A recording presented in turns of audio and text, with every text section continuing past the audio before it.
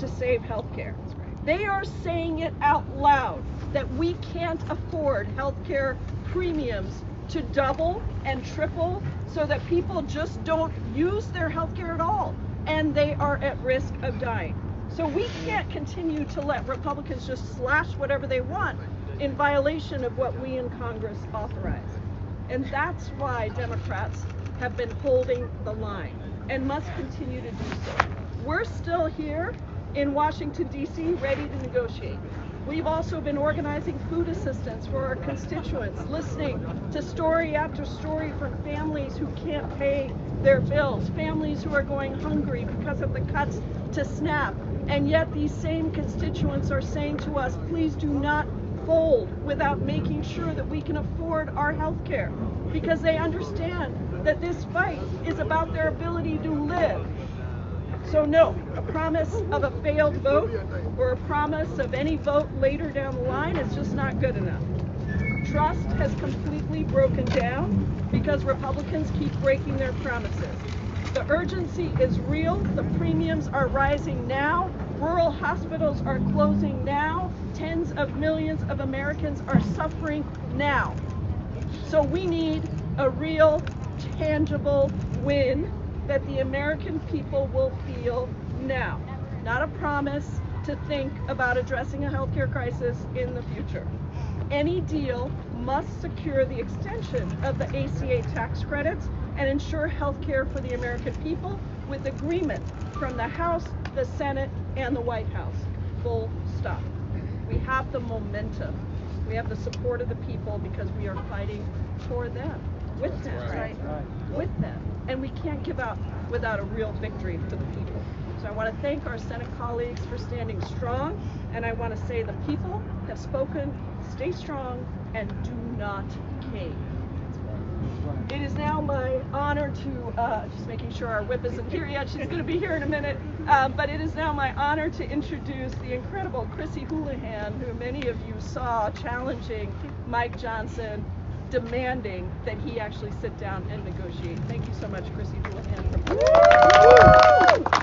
you, Representative Jayapal. My name is Chrissy Houlihan, and you probably don't hear me speak quite as forcefully as I did yesterday, but I come from just up the road, a purple district in Pennsylvania, just outside of Philadelphia, that has just as many Republicans as Democrats in it. Those who know me understand that I am pragmatic, I'm typically cool-headed, and I'm typically quite collegial. And for the past 7 years, I've dedicated my efforts, first and foremost, to bipartisanship. Because I really believe very much to my soul that in order for us to succeed, for our constituents, mine and everyone else's, that the people they send to DC must work together. It was never, ever optional until now. Legislating that really creative process requires that we work across the aisle. It requires that we reach across every single divide and that we navigate every disagreement to negotiate the very best possible available optimal solution for all of the American people. Is this a perfect system? Clearly it is not. Sometimes, in fact most times, the results aren't exactly what anybody wanted completely. But that's the messy reality of our democracy. It's a treasured process. And every single member of the Congress has promised, indeed taken an oath, to protect that process. Negotiation is a tool that Congress has deployed since America's founding. But right now, inexplicably in my opinion, the Republicans have refused to engage in it. And it's that stubborn refusal that is having catastrophic and life-threatening consequences. For the first time ever in my service here, Republicans have gone radio silent, which is in fact why with Mike Johnson in our current most recent exchange, and I like to think of it as a dialogue more than a confrontation, at his press conference yesterday, he reminded me and the American people that he has literally not sat down and talked to Democratic leaders since before the shutdown. Before the shutdown, now on day 37. I reminded him that I have his phone number, I have Hakeem's phone number and Senator Schumer's phone number, and I'm happy to share that with him if for some reason he has a new phone. He and my Republican colleagues have done this radio silence apparently at the direction of their leadership. So instead of working with us, they are literally refusing our calls and refusing our asks for meetings, choosing instead to spend their time gaslighting the American public and creating and sowing even more division. They refuse to sit down with us, and they refuse to tell the American public the truth. They are lying to us about the One Big Beautiful Bill and its draconian cuts. That's right. They are lying about employment and inflation figures and our stuttering and shuddering economy. They are lying about the actual price of gasoline and groceries and so much more. So it is really past time to bring both parties together and to negotiate an end to this shutdown. But there are things that we need to be able to negotiate that shutdown. We require a deal that actually addresses the healthcare crisis. That's right. That's exactly right. Not that promises to think about addressing it down the road in 2 weeks with concepts of a plan. Sadly, at this point in time, even I say it's impossible to trust our Republican colleagues to honor their promises and their obligations because they have become unreliable narrators of facts. Each day of this shutdown has been brutal for our country, but Democrats have been here all along, and we're still here. We're still here to protect the health care for every American, and we're still here to protect our very democracy itself. So as I said, we will meet Speaker Johnson anywhere. I will meet with him anywhere. I left a message with his scheduler, and I'm happy to put him in touch with Leader Jeffries if he somehow has lost that number. I'm a fan of the Dr. Seuss and children's literature. In a house with a mouse and a roof on a car, I will meet him anywhere. I will eat green eggs and ham anywhere.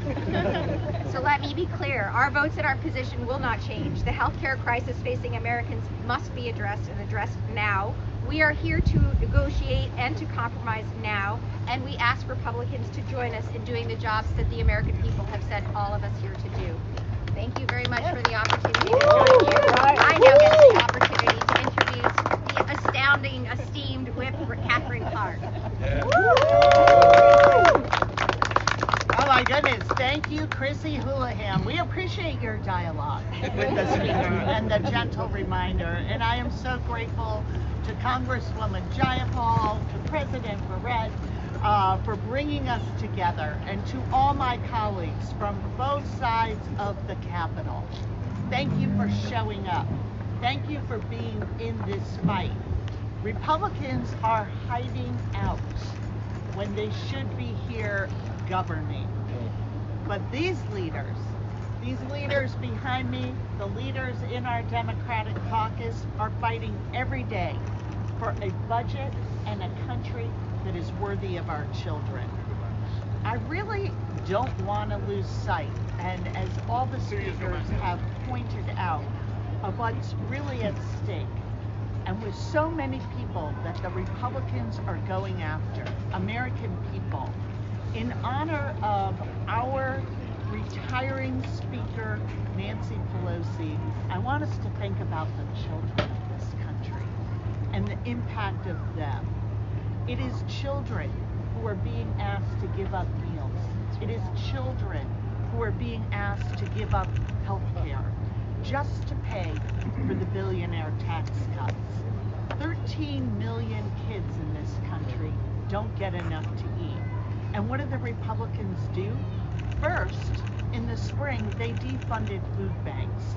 They canceled thousands of shipments, 94 million pounds of food. Then they passed their budget and voted to cut SNAP by $186 billion. And then they went after even more. They withheld billions in SNAP funding. They weaponized hunger in this country. Money that was already appropriated by Congress to feed hungry people. They are using their hunger as a political weapon, taking food away from people so they can take away their health care too. Think about that. Think about that. They want to kick 1 million children off of Medicaid. They want to hike ACA premiums on another million. Their entire agenda is immoral. It's insidious, destructive to the very people they were sent to Congress to represent. Republicans need to stop with the excuses and listen to their own constituents. Right. I want to tell one story of Allison Chandra from Utah. Allison grew up in a conservative family. She was actually opposed to Medicaid.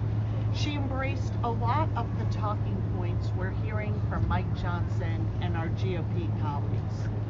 And then Allison found out her son had a rare, threatening heart disease. She and her husband simply couldn't afford the treatment their son needed without Medicaid. 11 years later, her son is thriving because Medicaid saved his life. And Allison, at this time, when healthcare is threatened for millions and millions of Americans and millions of children, she wanted to share her story with her delegation. She described her meeting with her Republican senator as dismissive. He wouldn't even sit down at the table. He wouldn't take a seat and engage with her and her children. And her Republican representative in the House, he didn't take the meeting at all. He couldn't bother to meet an 11-year-old boy whose life was saved by the very program he was voting to dismantle. A program that covers 4 out of 10 children in this country. So Republicans can pretend, they can spin their story that they sit on the side of working families in this country. Ask them if they've talked to a mom like Allison. Ask them if they're ready to protect the resources that families need and count on. Ask them if they're ready to protect health care for kids in this country. And then ask them to come back to work. Thank you so much. Thank you so much, Whip Clark, for your leadership and for our leaders' leadership in just holding strong and making sure we deliver for the American people. It's now a great honor to introduce the president of SEIU International, April Barrett, who has been such a champion, whose members are on the streets every day demanding that we deliver for people. Hello, it's really an honor to stand with these amazing leaders, these amazing women in our country who continue to go to work every day despite the shutdown of Congress to do what they were elected to do, and that is to be champions for the people. And I'm so proud to be with them and to send a clear message that the 2 million members of SEIU stand with them, determined to make sure we don't leave behind the 16 million Americans who are staring down the loss of their health care in the face. Let's not forget these 16 million that stand to lose Medicaid coverage are mainly children, like the 11-year-old that Whip Clark just talked about. They are mainly older Americans. They are mainly people living with disabilities. And not just the 16 million that will lose their Medicaid coverage, but the 22 million that in the last week have received notices that their healthcare premiums are going up by an average of 75%.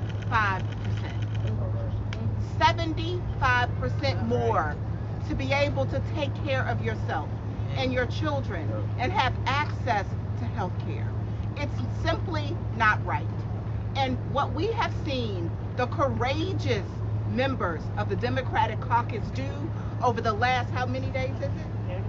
37 long days. Say we will not be bullied, we will not bow down, we will not bend a knee. Because they are here for the 16 million and the 22 million and millions of others who will not be sacrificed at the altar of Donald Trump. They will not be sacrificed at the altar of billionaires who don't need another dollar, but who can't seem to accumulate enough of them. And so we are determined to say, stick with this fight, because righteousness, morality is on our side. Yes. We are doing the work we are called to do to stand with and for the people of this country. And we sent a real loud and clear message on Tuesday. That's right. This is our country. That's right. This is our democracy. Yes. And you gotta come see us. Yes. You gotta come see us. Yes. And so, thank you all for being here today to help us send this message. Republicans, show up. Yes. Do your job. Protect people. Right? Everyone that is elected has a constituent in their district that is being sacrificed in this moment. That's right. And it's not okay. And so let's come together as a country and do what we know is right, but they got to show up to work first, right? And so thank you all for being here. Thank you for allowing us the space, and we stand in solidarity with all of you. And let's end this shutdown, but let's do it the right way. Thank you.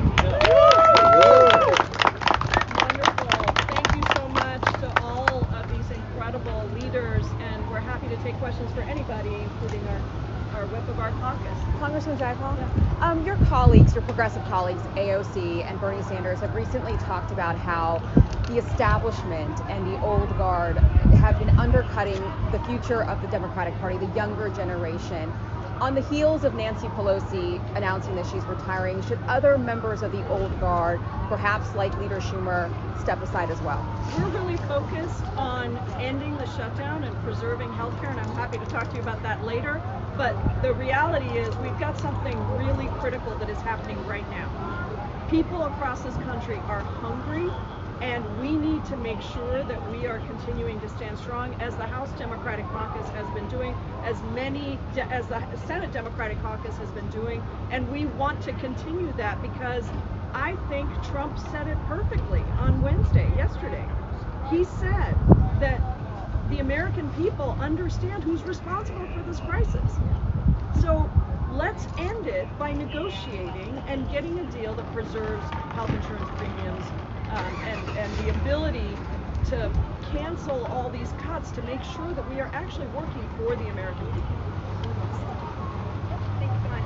It sounded like the SNAP payments will probably be reduced and delayed following the court's orders to fund the benefits through the USDA contingency fund. Rick Rawlings is now saying it could take a week. But isn't opening the government the best and long-term approach to the immediate crisis? And how much longer are Democrats going to hold out on refusing to pass the CR when it could just be done today? Let me be very clear about SNAP. There are contingency funds there so that SNAP doesn't have a single day down. And what Donald Trump did is illegally withhold those funds. Then 2 federal judges said, you are not allowed to illegally withhold those funds. You need to release them and fully fund SNAP. And then yesterday, he said, not only are they going to cut SNAP benefits, but the restrictions that the Ag Department just introduced actually even further limit eligibility of SNAP. So some SNAP families won't even get any benefits if you leave it to Trump. And the Ag Department admitted that they have the money there to pay for it. So let's be very clear about why SNAP is not happening right now, because Donald Trump is illegally withholding funds and now trying to disobey court orders to release those funds. That's right. That's what needs to happen. But even the contingency funds would only fund SNAP for a couple of weeks, right? He has additional dollars that he can use, and by the way, he found $40 billion to send over to Argentina. He's continuing his renovations on the White House and holding lavish parties at Mar-a-Lago while people are starving. We've got the money. That's right. Yeah. Thank you. Senate Democrats are having a big lunch today. They're going to have another big family discussion over there. One of the things that they're considering is the idea of, as part of some kind of deal, you guys all know it's sort of scattered, a date certain vote on an ACA extension. Is that something that you think, is that what you want? Is that something that you feel like they should accept in order to end the shutdown? Well, I'll say what I think and then invite Chrissy as well. Look, a date certain on a vote that is deemed to fail is not the answer. Because They say maybe it could pass. well, why not? If it can pass, then why not do it right now? I mean, let's put it on the floor right now. There is no trust, and you know this, Lisa, because you've been watching everything that's been happening. Why on earth would we trust what they are saying? If it's so important and they know it can pass, then let's just do it right now. I co-sign. Anybody else? All right, great. Thanks, everybody.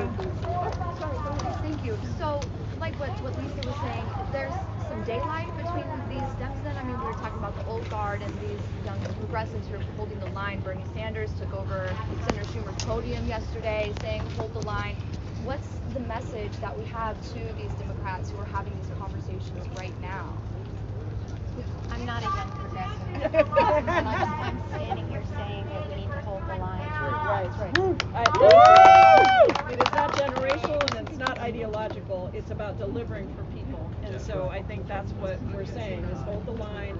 And I really appreciate my colleagues who are in tough districts because I'll tell you what, I know we have this everywhere, including federal workers who are going without their paychecks, either going to work or furloughed. They are saying to us, many of them, hold the line. That's right. Because they know that if we come back without actually addressing health care, look, this is a government that fired 250,000 federal workers before the shutdown ever happened. So let's just get it done. Yeah, just on the federal worker piece, my union represents 70,000 federal workers. There are obviously millions of more that I stand in solidarity with. We cannot allow this government to continue to use federal workers as a pump. And the way that they got up yesterday and threatened, airlines, I just think it is despicable. They continue to use the real hardships that federal workers are facing as political folly. That's right. We're not going to be tricked. We're not going to be fooled. Fix healthcare, fund the government, and pay people what they go to work every single day. Great. All right. Thank you, everybody. Appreciate you coming out. Thank you. That was so you don't want to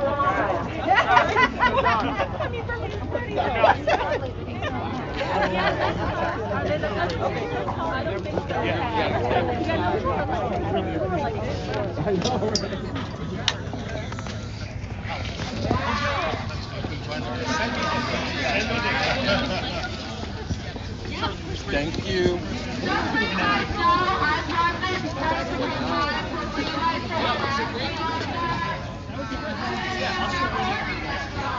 Thank you for bringing this on. Yeah, I think we were all on the same page.